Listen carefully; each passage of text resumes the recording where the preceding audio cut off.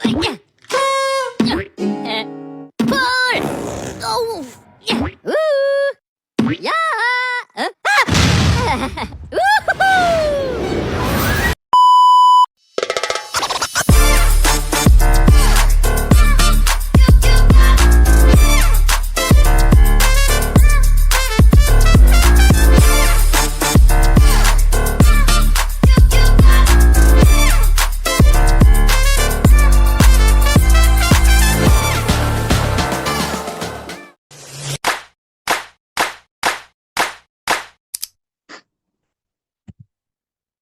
Assalamualaikum warahmatullahi wabarakatuh.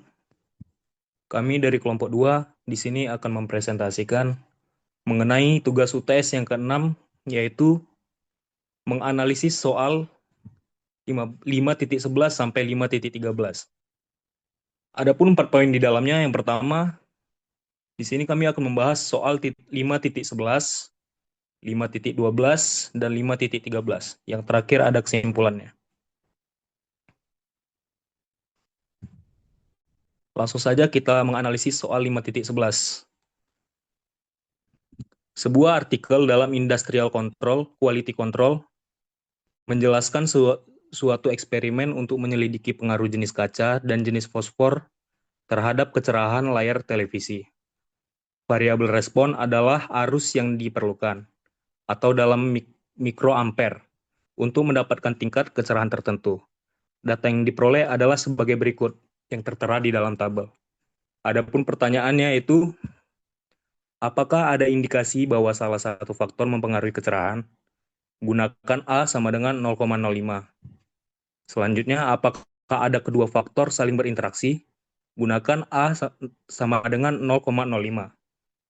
Analisis residual ini dari eksperimen ini.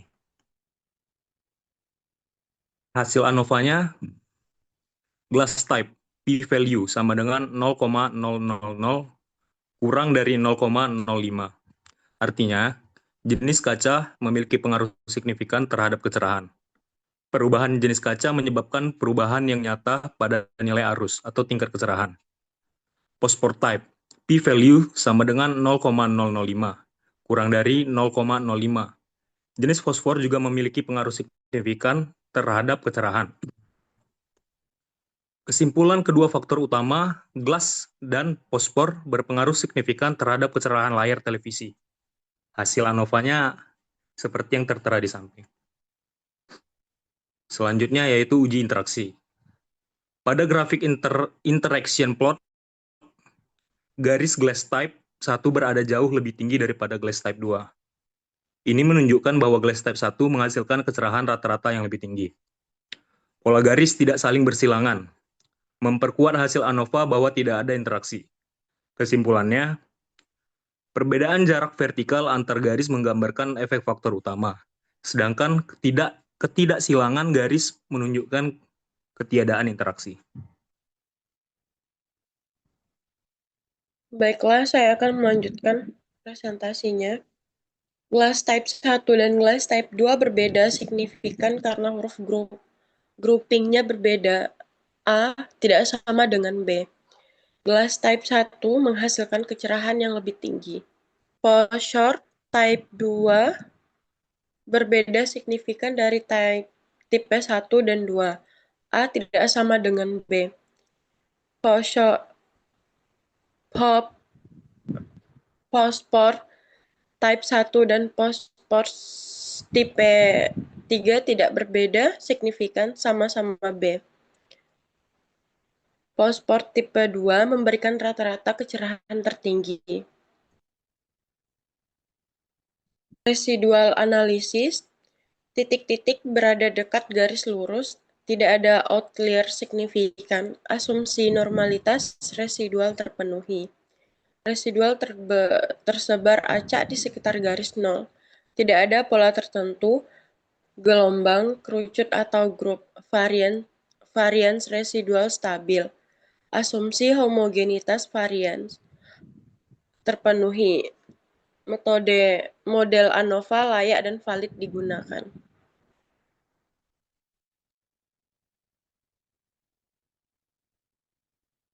Selanjutnya masuk ke soal 5.12. Lanjut ke residual analysis. Normal probability plot residual untuk warping menunjukkan bahwa titik-titik residual berada dekat dengan garis lurus. Pola ini mengindikasikan bahwa asumsi normalitas terpenuhi, sehingga model ANOVA valid digunakan untuk menguji pengaruh faktor. Plot residual terhadap nilai prediksi menunjukkan sebaran titik yang acak dan tidak membentuk pola tertentu. Hal ini menandakan bahwa varian residual bersifat homogen. Tidak terdapat indikasi masalah seperti heterokedastisitas atau ketidaksesuaian model. Lanjut ke mean plot. Grafik rata-rata warping untuk setiap level copper memperlihatkan bahwa nilai warping meningkat seiring bertambahnya kadar tembaga. Level 40% menghasilkan warping terendah, diikuti 60%, kemudian 80%, dan yang tertinggi adalah 100%. Artinya, semakin tinggi kandungan tembaga, semakin besar tingkat warping yang terjadi.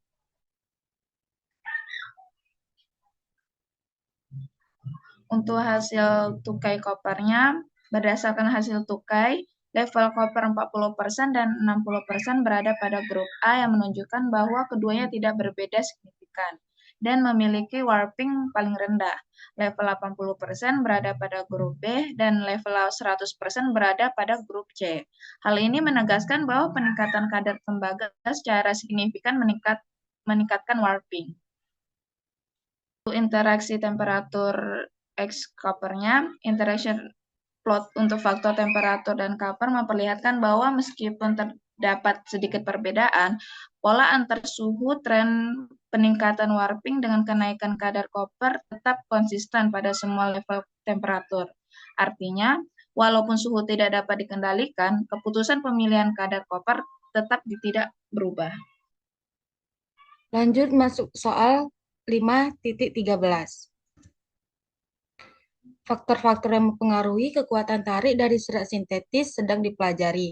4 mesin produksi dan 3 operator dipilih, dan eksperimen faktorial dilakukan dengan menggunakan serat dari batch produksi yang sama. Hasil data adalah sebagai berikut. Pertanyaannya adalah analisis data dan tarik kesimpulan gunakan A sama dengan 0,05. Pertanyaan kedua yaitu siapkan plot residual yang sesuai dengan dan berikan komentar mengenai kecukupan model. Untuk hasil ANOVA-nya, output ANOVA menunjukkan bahwa faktor operator memiliki p-value 0,003 sehingga berpengaruh signifikan terhadap strike. Sebaliknya, faktor mesin memiliki p-value 0,8/3 yang jauh lebih besar dari 0,05 sehingga tidak signifikan. Artinya perbedaan operator memberikan dampak pada kekuatan tarik, sedangkan perbedaan mesin tidak memberikan dampak yang berarti. Nilai lack of fit sebesar 0,288 dan tidak signifikan menunjukkan bahwa model sesuai dengan data. Interaction plot. Grafik interaction plot menunjukkan hubungan antara faktor operator dan mesin terhadap nilai strike. Setiap garis memiliki operator, dan pola garis menunjukkan bagaimana respons strike berubah pada setiap mesin. Terlihat bahwa garis-garis tidak sejajar, sehingga terdapat indikasi bahwa pengaruh mesin terhadap strike tidak sama pada tiap operator. Dengan kata lain, ada kecenderungan interaksi antara operator dan mesin. Grafik bisa dilihat pada gambar berikut. Selanjutnya yaitu residual analysis. Norma probabilitas plot dari residual menunjukkan bahwa titik-titik residual mengikuti garis lurus secara umum. Hal ini menandakan bahwa asumsi normalitas residual terpenuhi. Tidak terlihat adanya penyimpangan signifikan ataupun outlier ekstrim, sehingga model ANOVA layak digunakan. Untuk plot residual versus nilai prediksi memperlihatkan bahwa residual terbesar secara acak di sekitar garis 0 tanpa membentuk pola tertentu. Tidak terdapat bentuk kipas, kurva, ataupun struktur khas kesalahan model. Hal ini mengindikasikan bahwa variasi residual homogen dan model sesuai untuk data. Lanjut hasil tukai matching. Hasil tukai pairwise comparison untuk faktor matching menunjukkan bahwa semua level matching masuk dalam grup huruf yang sama. yaitu grup A. Artinya, tidak ada perbedaan signifikan antara mesin 1, 2, 3, dan 4 terhadap nilai strength. Semua mesin menghasilkan kekuatan tarik yang relatif sama. Kesimpulannya,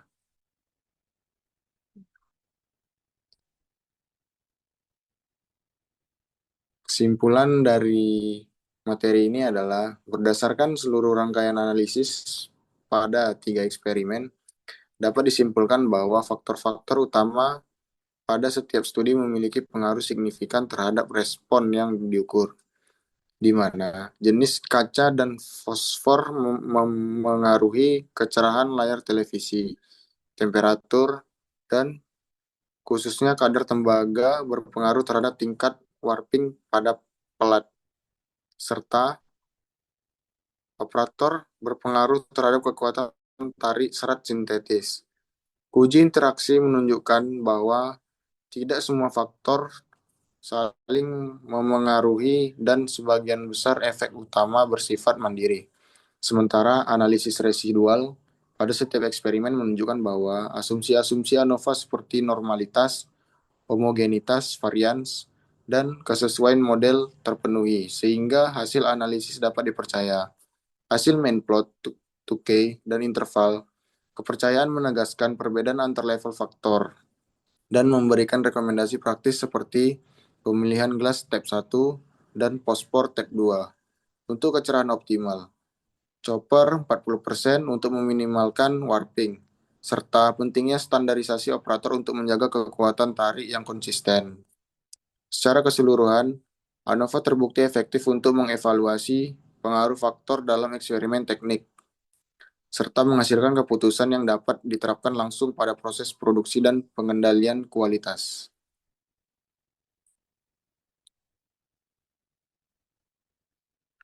Mungkin itu saja presentasi dari kelompok kami.